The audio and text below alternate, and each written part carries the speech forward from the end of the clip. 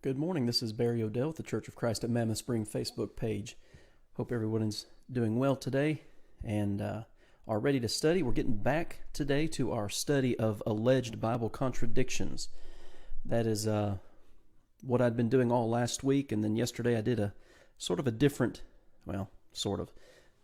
video, different topic, but I want to get back to our alleged Bible contradictions today. And of course, this series of alleged, again, supposed, not proven contradictions are from a list that I found on the atheist.org website, the American Atheists of America website, the American Atheists of America. That doesn't make any sense. They're atheists who are in America, apparently. But this series of videos is dealing with a list of alleged contradictions that they have on their website that is under their resources tab. And so one of them is titled, the alleged contradiction is titled personal injury, and they try to pit Exodus 21 verses 22 through 27 against Matthew 5 and verse 39. So what we will do is we will look at those passages and then see what the Bible has to say. So good morning, Gene Bailey and Lee Davis and Brian Terry. Glad that you guys are on here, and I see there are others that are on the stream that are not commenting, but you're there, and I appreciate you being here today. As always, if you have any questions or comments, anything you'd like to add while I'm going through this material, feel free to put it here in the comment section of this stream. So Exodus 21, we'll start there, and I'm going to begin reading in verse 22. It says, "If men fight and hurt a woman with child, so that she gives birth prematurely, yet no harm follows, he shall surely be punished accordingly, as the woman's husband imposes on him, and he shall pay as the judges determine." Now, I want you to pay attention to that word judges, because that's going to weigh heavy on what we're going to talk about today. As the judges determine. But if any harm follows, then you shall give life for life, eye for eye, tooth for tooth, hand for hand, foot for foot, burn for burn, wound for wound, stripe for stripe. If a man strikes the eye of his male or female servant and destroys it, he shall let him go free for the sake of his eye. And if he knocks out the tooth of his male or female servant, he shall let him go free for the sake of his tooth. So, is this teaching eye for an eye? And that's what Jesus references here. I'm going to flip over real quick to Matthew 5 and verse 39, and that verse simply says, and actually this is verse 38, "You have heard it said, an eye for an eye and a tooth for a tooth." And then verse 39 says, "But I tell you not to resist an evil person, but whosoever slaps you on your right cheek, turn the other to him also." So does the concept of an eye for an eye contradict with what Jesus taught in the Sermon on the Mount? So let's deal with Exodus chapter 21 first.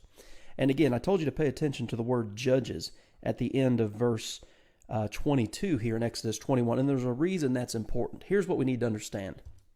When we're dealing with the law of Moses, when we're dealing with what we call the Ten Commandments, Exodus 20, Deuteronomy chapter 5, we are dealing with spiritual law.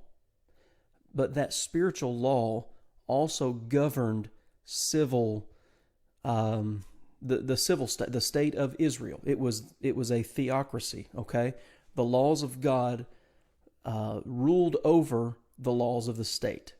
We have to understand that. So what are we talking about when we're talking about judges here? So if you turn back just a couple of pages to Exodus chapter 18.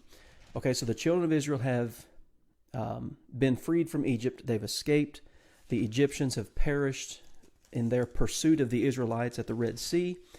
And we're not going to read all of this. I mean, Exodus chapter 18 is 27 verses, but there's a lot in this chapter that helps us understand the judges of Israel and law in Israel and the enforcement of law and things like this. On the Exodus, Moses has Jethro, his father-in-law, give him some advice, and it's recorded here in Exodus chapter 18. And let's see. I'll start reading in verse 13. Exodus 18:13. It says, "And so it was on the next day that Moses sat to judge the people. And the people stood before Moses from morning until evening. So when Moses' father-in-law saw all that he did for the people, he said, 'What is this thing that you are doing for the people? Why do you sit alone, and all the people stand before you from morning until evening? And Moses said to his father-in-law, Because the people come to me to inquire of God. When they have a difficulty, they come to me, and I judge between one another, and I make known the statutes of God and his laws. Moses was the mediator of that old covenant. All right, that's obvious. So he stood between God and man. Look at verse 17 here. Then Moses' father-in-law said to him, The thing that you are doing is not good. Now, if the verse just stopped there, we might have some weird implications, because he was doing a good thing. He's making judgments based on the law of God in incidents between Israelites. But it doesn't stop there. Here's why that it was not good. Both you and these people who are with you will surely wear yourselves out, for this thing is too much for you. You are not able to perform it by yourself. What Jethro then does is give him some advice. You need to delegate. You need some help. Estimates tell us that there were well over 1 million people in the Exodus. How in the world can one man, how can Moses sit from morning till evening, as it's recorded here in verse 13, and do this every day and judge between all these people? I mean, you could... You're going to have daily disputes probably with 20 people. Imagine 1 million people. There's no way Moses could do this. So here's Jethro's advice. Verse 21. You shall select from all the people able men, such as fear God, men of truth, hating covetousness, and place such over them to be rulers of thousands, rulers of hundreds, rulers of 50s, and rulers of 10. And let them judge the people at all times. Then it will be that every great matter they shall bring to you, but every small matter they themselves will judge. So it will be easier for you, for they will bear the burden with you. And so Moses does that. I mean, this is good advice. Nobody could do what Moses was trying to undertake. And so he gets some good advice from his father-in-law. So judges are appointed. Again, able men, as you start reading there in verse 24 of Exodus 18. He heeded the voice of his father-in-law and did all that he said, and Moses chose able men out of Israel and made them heads. So they judged the people at all times. Verse 26, but when it was too hard, they'd bring it to Moses. So that's a system of, I guess we would say, the judicial system, perhaps even the law enforcement, if you will, system at that time. And again, all of it was under the umbrella of the Ten Commandments, the law of God. Okay? So another important passage is, we're going to go to Leviticus chapter 19. Leviticus 24, verse 19. I see people joining on here. Good morning. Well, several of you have joined on. Lyle and Darla, Connie, Edith, glad to see all of you here today and hope you're doing well. So I'm going to Leviticus chapter 24. I'll get it right. Leviticus 24, beginning in verse 19 here. It says, If a man causes disfigurement of his neighbor, as he has done, so shall it be done to him. Fracture for fracture, eye for eye, tooth for tooth. As he has caused disfigurement of a man, so shall it be done to him. And whoever kills an animal shall restore it. But whosoever shall kill a man shall be put to death. You shall have the same law for the stranger and for one from you. Okay, this law, in other words, applies to the Jews and the Gentiles. One from your own country. For I am the Lord your God. So a universal law for all the Israelites and for any Gentile who decided to, what we'd say convert or proselytize into Judaism. You have a consistent law. You also have the capital punishment here, okay? You have the concept of a death penalty. And that goes back to the days of the post-flood. You read Genesis chapter 9 and verse 6. Whoever sheds man's blood, by man's hands shall his blood be shed. The Bible teaches in both the Old and New Testaments capital punishment. And I know a lot of people are against the death penalty. There was a case, in fact, not long ago in the news where there was going to be a federal execution, but people wanted to put a stay, and this guy had murdered an entire family. The defenders, the people who were defending the guy, wanted to put a stay on the execution because one of the injection would cause him pain.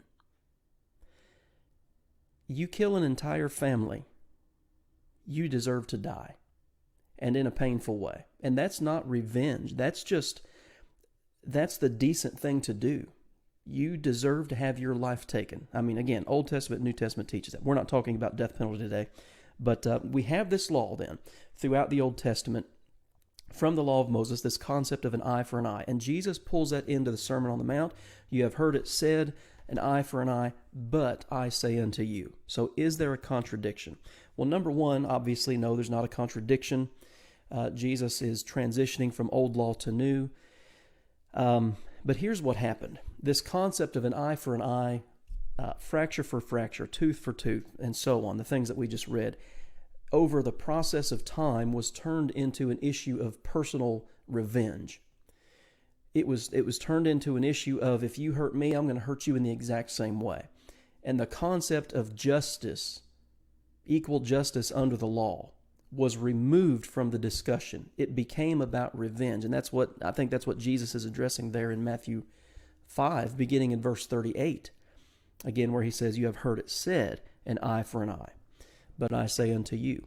What we have going on in the law of Moses is not a matter of personal revenge. It's not a matter of retribution. Hey, if you break my leg, I'm going to break your leg. These things were matters of deterrent. You had a judicial system set up under the law of Moses. We looked at that in Exodus chapter 18. You have a law that's delivered through the hands of Moses, but by God himself on Mount Sinai. You have a law, and you have law enforcement, what we would call the executive branch, I guess. They execute the law. And then you have a judicial system. And so that's what's being discussed here in the Exodus passage and Leviticus 24, beginning in verse 19. It's not about revenge. And you do this to me, and I'll do this to you in return. It's about crime deterrency. A deterrent, listen, if you want to suffer, then you commit this crime and you're going to suffer. That's what we're dealing with here. And it's about, again, equal justice and equal treatment under the law for all people. So here's just a couple other verses in the Old Testament. I'm going to go to Deuteronomy chapter 1. And this is in connection with the judges and how they were to handle themselves and how they were to handle cases. Deuteronomy 1, beginning in verse 16. Moses speaking. Then I commanded your judges at that time, saying, hear the cases between your brethren, and judge righteously between a man and his brother, or the stranger who is with him. And that, in fact, touches exactly on Leviticus 24, 19 through 24. You shall not show partiality in judgment. And that's the key. That's why this system of laws was set up. That's why the judicial system was set up the way it was under the law of Moses. You shall not show partiality in judgment. You shall hear the small as well as the great. You shall not be afraid in any man's presence, for the judgment is God's. There you go. The eye for an eye, tooth for a tooth was not about revenge.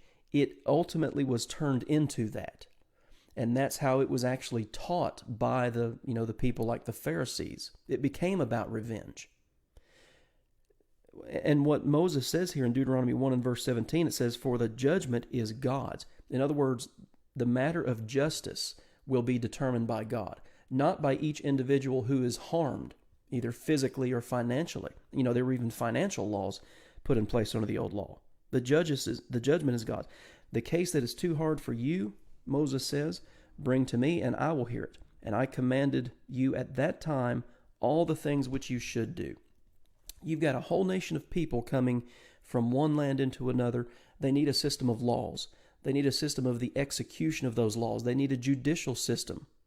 And that's what's being set up here. Again, Exodus chapter 18, when you start looking at these laws of personal property, crime, capital punishment, all of these things fall under the purview of the law of Moses and these judges that were established.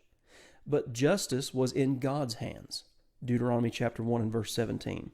And then we go over to Deuteronomy chapter 19. And let me see here.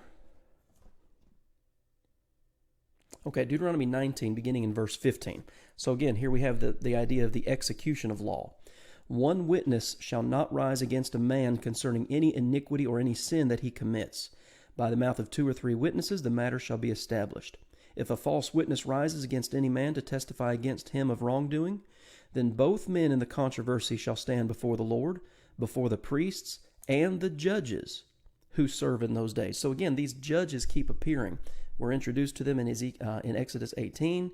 We read about them in a couple times here in Deuteronomy. They shall appear before the Lord, the priests, and the judges. Deuteronomy 19:17. And the judges shall make careful inquiry, and indeed, if the witness is a false witness who has testified falsely against his brother, then you shall do to him as he thought to have done to his brother. And that phrase there in Deuteronomy 19 and verse 19 helps me understand what this is all about. It's not about personal revenge. It's about equal justice under the law. These laws were to deter crime, to convince people, hey, listen, you don't need to violate your brother's body or property or belongings, finances, whatever, because there's going to be retribution. There's going to be judgment against you. And then it says, so you shall put away the evil from among you.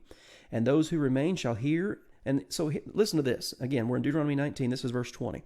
And those who hear, all right, those who remain shall hear and fear, and hereafter shall not commit such evil among you. There's your purpose in these laws and then these concepts of eye for eye, tooth for tooth. Equal justice under the law. Execution of the law. Judgment. And again, Deuteronomy 1:17, the judgment ultimately belongs to God. And then Deuteronomy 19:21, your eye shall not pity, life shall be for life, eye for eye, tooth for tooth, hand for hand, foot for foot. I mean, that is pretty easy to understand what we're dealing with here with these judges. So I'm going back real quick to Deuteronomy chapter 18. When they were to appoint these judges for the purpose of executing law and coming to decisions on civil cases, again, Exodus 18 verse 21. Select able men such as fear God, men of truth, hating covetousness. Okay, these judges had to meet specific qualifications, and we know why. We wouldn't, and we hear about it today, even in the American judicial system and in law enforcement. Bribery. People will be bribed to come to certain conclusions, certain verdicts, whether guilty or not guilty. And that's never good. God has never tolerated or permitted inequity in justice. And so again today, even in the United States of America, it happens. Doesn't mean God approves of it or God allows it. So now we're going to Matthew chapter 5 because again, okay, eye for eye, tooth for tooth. Matthew 5:39, but I tell you not to resist an evil person, but whoever slaps you on the right cheek, turn to him the other also. If any man wants to sue you and take your tunic, let him have your cloak also. And whoever compels you to go 1 mile, go with him 2. Give to him who asks you, and from him who wants to borrow from you, do not turn away. We have to keep the context, just like those Old Testament passages we've been looking at. We have to keep this in context. What is he talking about? What is the Sermon on the Mount all about? It's about being a member of the kingdom of God and the way you conduct yourself. What we're dealing with here in Matthew 5 in verses 38 through 42 are not matters of judicial concern. These are personal insults, personal challenges. And Jesus is saying you don't seek out revenge. You don't go for the eye for an eye thing. Because again, over time, the Pharisees had turned it into just that. It wasn't about justice. It wasn't about equity under law. It was about personal revenge. And that's what Jesus is condemning here and saying, listen, if you're taken advantage of, if you're personally insulted for being a member of the kingdom of God, so be it. You don't seek retaliation. You don't go back to strike somebody else equally because they've done something bad to you. So I'll give you a good instance of that. You read 1 Corinthians chapter 6, and Paul, he addresses the issue that there were Christians taking other Christians to court. And he says, don't you have anybody wise enough among yourselves to judge between brothers? He said, you're taking each other to court, and not only are you doing that, but you're doing that before unbelievers. Christians taking other Christians to court when they should have been able to handle the situation in-house. That's what 1 Corinthians 6 teaches. And I've seen it over the years. Christians will take other Christians to court over issues that should have been settled like the Bible commands. I think a lot of times, one of the challenges I think that we as Americans have is the preamble to the Bill of Rights and the Constitution and things like this, and we have our rights, and you're not going to violate my rights. I'll take you to court. I have freedom of speech and all these different things, and we fail to remember that we do have those freedoms in the United States of America. But it's like the New Testament teaches in multiple places. I may have certain liberties. It doesn't mean I have to use them. I have to be concerned with being a Christian first, not an American citizen first. We have to understand that. So that's what Jesus is dealing with in Matthew 5:39. Don't seek personal vengeance, personal retribution because somebody has wronged you. So what does that? So let me go ahead and say this. I personally believe, and I can back it up with several scriptures, that the New Testament does in fact teach the allowance of personal self-defense and the preservation, the sanctity of human life. Just for instance, a man is to provide for his own household, and if he doesn't do that, he is worse than an infidel. One of the things that I can provide for my family is protection. If we're at home at night, sitting around, not long before bed, and somebody decides to break in our house, they're not there to insult me as a Christian. They're not there to challenge me for my faith. They are there to steal stuff, and if need be, they will harm me and my family. I have a responsibility as a husband and father to protect my family. I believe we can use the laws of the land to do that. The Apostle Paul did that. Read Acts chapter 25, first 11 verses there. He says, listen, if I've committed anything worthy of death, I refuse not to die. But he also used the law to say, listen, are you aware that you're beating a Roman citizen, a free-born Roman citizen? So he would use the laws of the land to protect his life and perhaps the life of other Christians who are being persecuted unjustly. But he wouldn't take personal revenge, personal vengeance, and there's a big difference. Eye for an eye is not personal vengeance. It's about equity under the law and going to the judges and getting things handled correctly. So here's how a Christian should handle personal injury for being a Christian. Insults of faith, challenges and things like this for being a Christian. Because that's what Jesus is dealing with in Matthew 5, verses 39 through 42. So listen to Romans 12, beginning in verse 17. Repay no one evil for evil. Have regard for good things in the sight of all men, if it is possible, as much as depends on you. I love verse 18 here, Romans 12:18. Listen to this. If it is possible, which implies sometimes it's not. As much as depends on you, live peaceably with all men. There are some people that just don't want it. And there are some people that you may need to shake the dust off your feet from because they don't want peace. As much as lies in you, live peaceably with all men. Beloved, so here we go. The eye for an eye concept. Romans 12 and verse 19. Beloved, do not avenge yourselves. Do not avenge yourselves, but rather give place to wrath, for it is written, vengeance is mine, I will repay, says the Lord. So think back to Deuteronomy chapter 1 and verse 17, where it says, the judgment is of God. God provides the system of justice. Don't seek personal revenge and retaliation.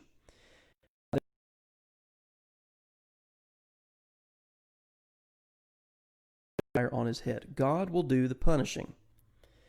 Do not be overcome by evil, but overcome evil with good. That's what the Christian is told to do when he is challenged, when he is treated wickedly for being a Christian. When you look at the context here of Romans chapter 12, it's more than obvious that is what he's dealing with. But then a second passage, and this kind of seals the deal here, is 1 Peter chapter 4, beginning in verse 12. Peter wrote 1 Peter. Beloved, do not think it strange concerning the fiery trial which is to try you as though some strange thing happened to you, but rejoice to the extent that you partake of Christ's suffering, that when his glory is revealed, you also shall be glad with exceeding joy. Here's the key, 1 Peter 4:14. If you are reproached for the name of Christ, blessed are you, for the Spirit of glory and of God rest upon you. On their part, he is blasphemed, but on your part he is glorified. But let none of you suffer as a murderer or as a thief or as an evildoer or as a busybody in other people's matters. Don't bring hard times on yourself because of your wickedness. if you go out and break the law, you should expect to be prosecuted if you're caught. You should expect a trial and things like this. But as a Christian, that's not what you're seeking. Yet, verse 16, if anyone suffers as a Christian, let him not be ashamed, but let him glorify God in this matter. So again, it's not obviously there's no contradiction between Exodus 21 and Matthew chapter 5. But the concept of Exodus 21, and those passages that we read were about equal justice under the law. They were deterrents to crime. And so let me throw this passage in here too in this discussion. Exodus, got Exodus on the brain. Ecclesiastes chapter 8, beginning in verse 10. Then I saw the wicked buried who had come and gone from the place of holiness, and they were forgotten in the city where they had done so. So this is also vanity. Now listen to verse 11 here. Ecclesiastes 8:11. Because the sentence against an evil work is not executed speedily, therefore the heart of the sons of men is fully set in them to do evil. If crime's not punished, there's no deterrent to crime. I mean, look at our country. Look what's going on in our country right now. There's not a lot of deterrent to crime. We have government officials who in various places have told their police officers to stand down in regard to crimes on federal property, on personal property, business property in towns and streets. So we have mayors and governors who are unjust. There should be equity under the law. There should be equal justice for everybody. But again, we know that that's not going to happen in the world, but the church is not the world. They're two different entities. And I think, again, I really do think sometimes as American citizens, we cloud that line and we think that America is the church and the church is America. And let me tell you, it's not. I'm glad I live here. I've been to a lot of places around the world. I'm thankful I live here. But it's not perfect. It's far from it. So no contradiction here whatsoever. So here's a comment. We had a church secretary committed 3 felonies of stealing. We had no choice but to take her to court. Her friends tried to use the verses dealing with not taking a brother to court. It was a difficult thing. That would be a difficult thing. Crime is crime. And I think when you're dealing with a crime, you're not dealing with personal insults or personal issues between brothers and sisters. I mean, you look at Matthew 5, about verses 21 through 24, Matthew 18, 15 through 18. You know, we're supposed to handle offenses individually, one-on-one. But it can bring a bad name upon the church. But crime needs to be punished. I think what we're dealing with there, so let me just turn over, since you brought that up, let me just turn over to 1 Corinthians 6 real quick. We're not going to dissect this whole chapter, but here's how it goes. Dare any of you having a matter against another. Again, so this is a one-on-one issue, and the Bible tells us how to handle that. You go to that person. Dare any of you having a matter against another go to law before the unrighteous and not before the saints? Do you not know that saints will judge the world? And if the world will be judged by you, are you unworthy to judge the smallest matters? So, that may be a topic for further discussion, because you have, obviously, felonies being committed, the body of Christ being stolen from. I mean, you have crimes, laws are being broken, civil issue. That may be something for further discussion and further thought. But anyway, we know there's no contradiction between Exodus 21 and Matthew chapter 5. Two different things are being addressed. Exodus 21, here's how the law needs to be executed equally with everybody, and the justice is God's. Deuteronomy 1:17. Matthew 5:39 has to do with the treatment one receives as a Christian for his faith, his or her faith. And Jesus even deals with that in Matthew 5 and verses 10 through 12. Blessed are you when you are persecuted, and here's the key, for righteousness' sake. For so persecuted they the prophets who were before you. So that's the key as well. Okay, well, I appreciate you being on here today in the comments, and I see some of you are discussing back and forth, and I always encourage that. I just always ask that it's respectful and kind and within the parameters of Scripture. That's what we want. So thank you for being on here today, and I plan on being back tomorrow at 11 a.m. So have a good day.